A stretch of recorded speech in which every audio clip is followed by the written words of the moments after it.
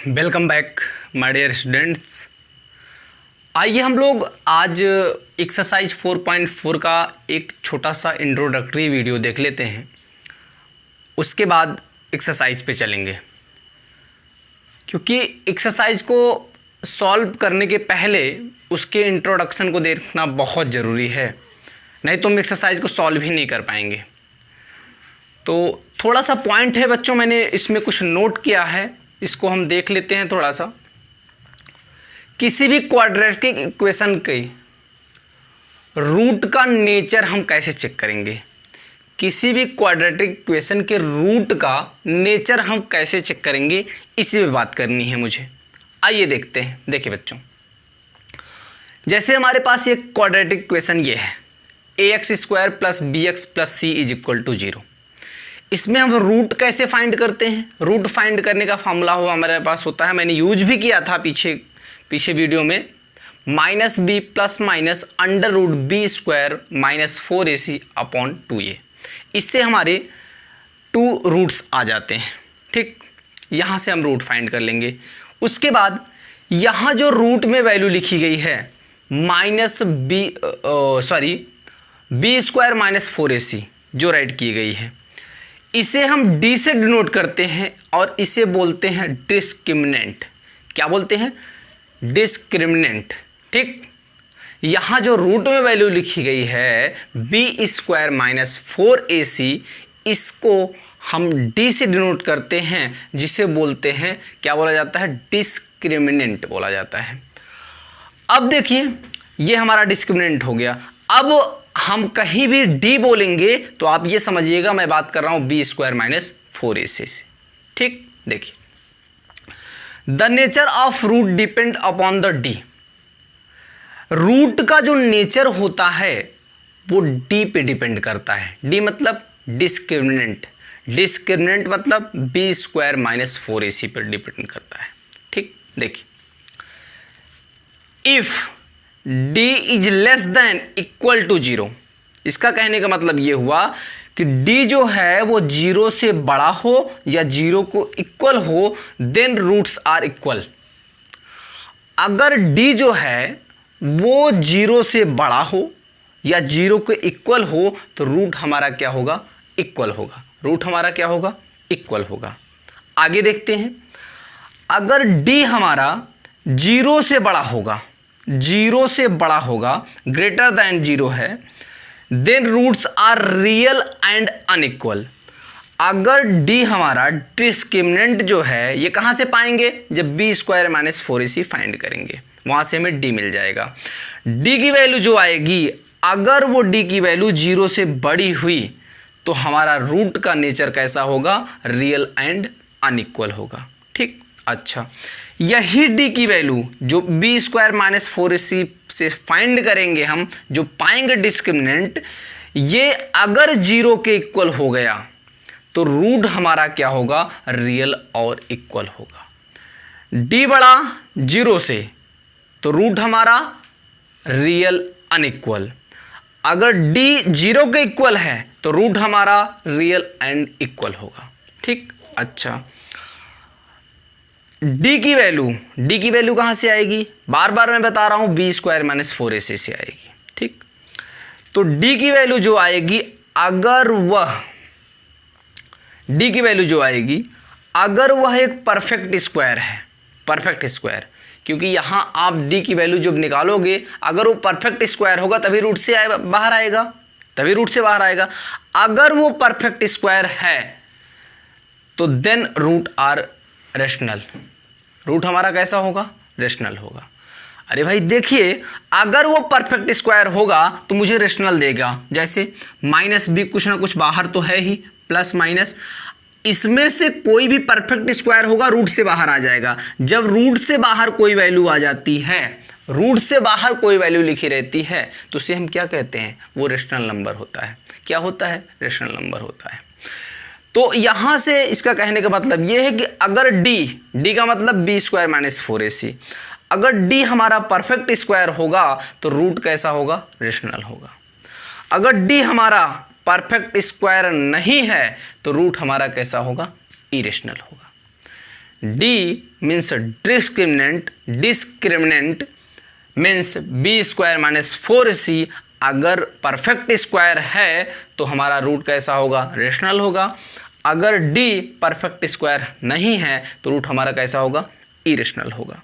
ठीक, अच्छा आगे देखिए, अगर डी 0 से छोटा हो गया, डी 0 से छोटा हो गया तो रूट हमारा क्या दे देगा, इमेजिनरी दे देगा और अनइक्वल दे देगा। क्या देगा, इमेजिनरी और अनइक्वल देगा।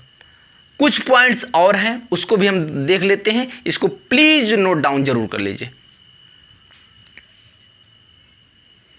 आइए देख लेते हैं बच्चों, relation between roots and coefficient, जिसको हम क्या बोलते हैं, पिट्स फार्मूला भी बोलते हैं। कॉफिशिएंट और रूट के बीच में रिलेशन क्या होता है, इसको हम लोग देख लेते हैं। देखिए, sum and product of the roots in term of coefficient of ABC। हम इन रूट्स का सम और प्रोडक्ट कॉफिशिएंट के ABC के टर्म में देखेंगे। देखिए, एक इक्वेशन है हमारे पास, कौन सा इक्वेशन है, एक इक्वेशन हमारे पास है ax square plus bx plus c, ये इक्वेशन हमारे पास है। ठीक, यहां पे बच्चों ये कंफ्यूजन होता है, आपको क्यों लिखा रहता है a is not equal to 0। देखिए यहाँ पे a अगर 0 होगा तो हमारा क्वाड्रेटिक इक्वेशन बन ही नहीं पाएगा, इसलिए a 0 के इक्वल नहीं होना चाहिए। देखिए, हमने कंसीडर किया कि अल्फ़ा बीटा हमारे दो रूट हैं, मैंने मान लिया कि अल्फ़ा और बीटा हमारे दो रूट हैं।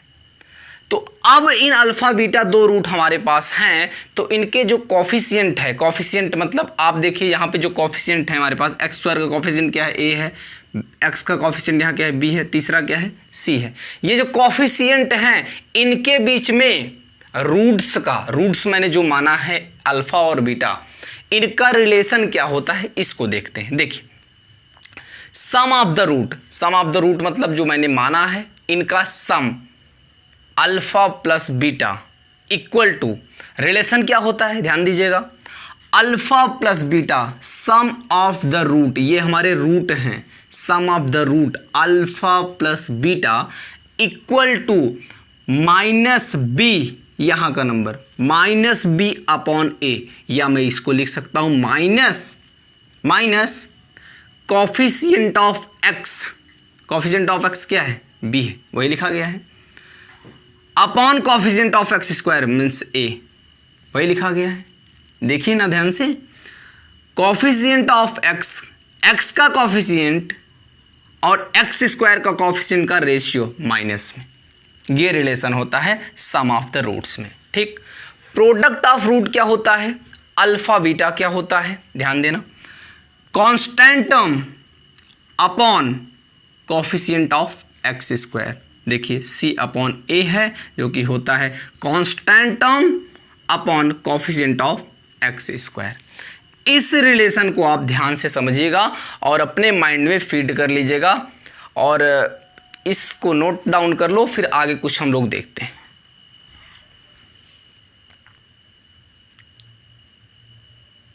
आइए बच्चों, फॉर्मेशन ऑफ इक्वेशन देख लेते हैं। यहाँ पे हमको रूट्स की वैल्यू दी रहेगी और मुझे इक्वेशन फाइंड करना होगा, तो उसके लिए कौन सा फार्मूला होता है इसको देख लेते हैं। To find the equation whose roots are alpha beta, अगर जिसके रूट्स अल्फ़ा और बीटा हैं उसके इक्वेशन को हम कैसे फाइंड कर सकते हैं, देख लीजिए। मैंने मान लिया कि एक इक्वेशन हमारे पास क्या है, ax square plus bx plus c is equal to 0, ये इक्वेशन फर्स्ट हो गया हमारा। तो then the theory of equation, equation की थ्योरी क्या कहती है, इक्वेशन की थ्योरी क्या कहती है, sum of roots equal to alpha plus beta equal to minus b upon a, ये हो गया। Product of roots equal to alpha beta equal to c upon a. Now अब क्या कर सकते हैं, ये जो हमारे पास इक्वेशन फर्स्ट है, इसको इससे हम रिलेट करेंगे और फाइंड करेंगे हम एक इक्वेशन जहाँ पे ये जो रूट्स हैं अल्फा और बीटा, इसकी वैल्यू पुट करने के बाद हमें एक इक्वेशन मिल जाए। ठीक है ना, देखिए थोड़ा सा, क्या मैं ए से इक्वेशन फर्स्ट को डिवाइड कर सकता हूँ? ए से इक्वेशन फर्स्ट को मैंने डिवाइड कर दिया। ठीक है ना, डिवाइडिंग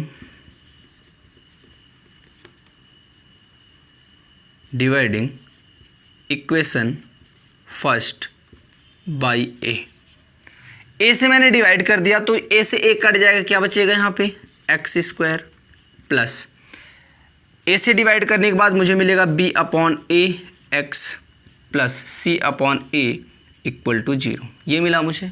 ठीक, आगे देखिए, यहाँ पे है एक्स स्क्वायर प्लस, ध्यान दीजिएगा चूंकि अल्फ़ा प्लस बीटा है, alpha plus beta minus b upon a है, तो क्या बी अपॉन ए माइनस हम इस साइड लेके चले आए तो क्या हो जाएगा? B upon A is equal to minus alpha beta, alpha plus beta, ऐसा राइट कर सकते हैं। देखिए मैंने वही राइट किया, माइनस यहाँ राइट कर दिया, ब्रैकेट में अल्फ़ा प्लस बीटा राइट कर दिया, बी अपॉन ए की जगह पे। ध्यान दीजिए इस माइनस को इस साइड लाएंगे तो ब्रैकेट में राइट करके पहले माइनस लगा सकते हैं हम, बी अपॉन ए की जगह मैं अल्फ़ा प्लस बीटा लिख सकता हूँ, वही मैंने लिखा है। ठीक, अच्छा, प्लस सी अपॉन ए, सी अपॉन ए के प्लेस पे क्या राइट कर सकता हूँ?